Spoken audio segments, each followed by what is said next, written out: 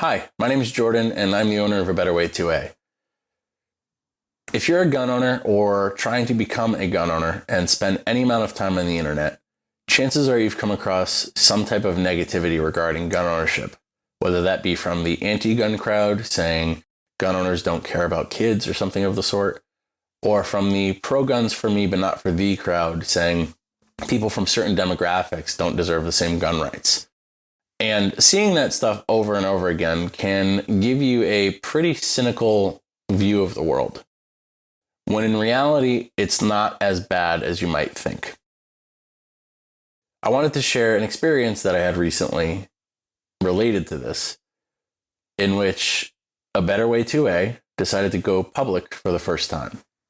And by public, I mean, since 2001, when we started, A Better Way 2A has primarily existed on social media, promoting the idea that gun rights are for everyone. Aside from the occasional testimony in the state legislature against anti-gun bills, we really haven't spoken to the public very much, if you haven't been following us on social media. So when I planned to go to my hometown's oyster festival, it's much more than an oyster festival, but it is a big fair, essentially, where tens of thousands of people show up from all different backgrounds and demographics to partake.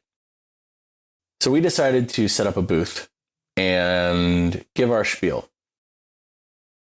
In our booth was myself, my friend Clara from ATW Firearms. She's a trans woman who teaches firearms classes, and my friend Eddie, who is British.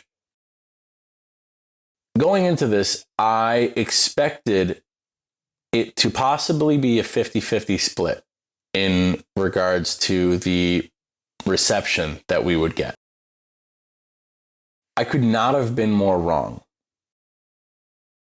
We were there for about 10 hours. We must have spoken to over 1,000 people, and we had an overwhelmingly positive experience. We spoke with liberals, leftists, self-professed communists. We spoke with conservatives with Trump hats and Trump shirts. And overwhelmingly, they all supported what we were trying to do. And the reason I'm saying this is because spending time online would have you believe otherwise. And that's not to say that there aren't people out there who do believe what these people online say to us. But our perception of what we were going to face when we went outside was significantly different than what we actually experienced. We had one person, an elderly woman, tell us that she had the right not to get shot, to which we replied, "You're right, you do." And we had somebody tell Clara that you couldn't hunt with an AK-47, to which she corrected him and said you could, and he didn't want none of that smoke.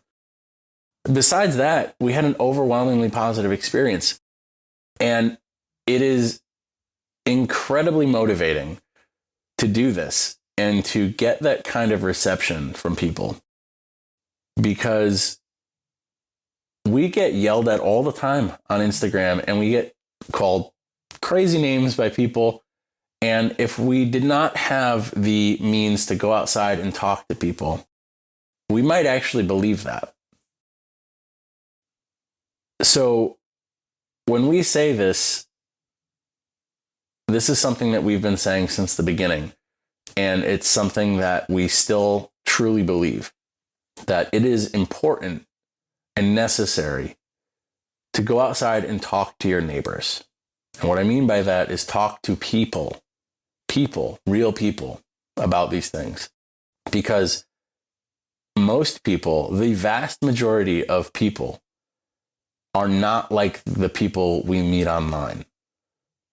And now this is different, obviously, depending on the region you live in, but overwhelmingly, I would say that the internet gives us a false impression of what real life is.